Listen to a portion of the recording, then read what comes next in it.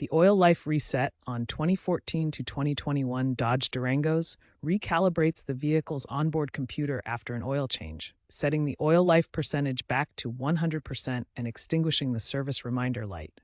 This process involves the engine control module and instrument cluster, which monitor oil viscosity, contamination, and usage patterns via sensors in the engine block. To reset, first ensure the ignition is turned to the on position without starting the engine. Use the Uconnect touchscreen to navigate to Vehicle Info, then Vehicle Services, and finally, Oil Change. Select Reset and confirm with Yes. The system may prompt you to enter the current odometer reading. Once confirmed, the oil life percentage should reset to 100%, and the service light should clear after cycling the ignition off and on. This process is crucial after every oil change to ensure accurate oil life monitoring and prevent unnecessary service warnings. Always perform the oil life reset after a genuine oil change.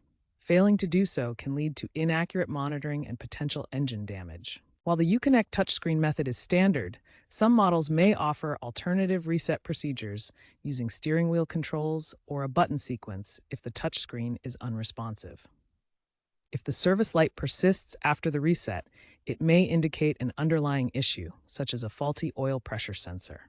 In such cases, professional diagnostics are recommended. Note that while third-party OBD2 scan tools can also perform resets, they may not fully integrate with Uconnect for accuracy. Remember that resetting without changing the oil can void warranties and risks engine damage, emphasizing the importance of proper maintenance.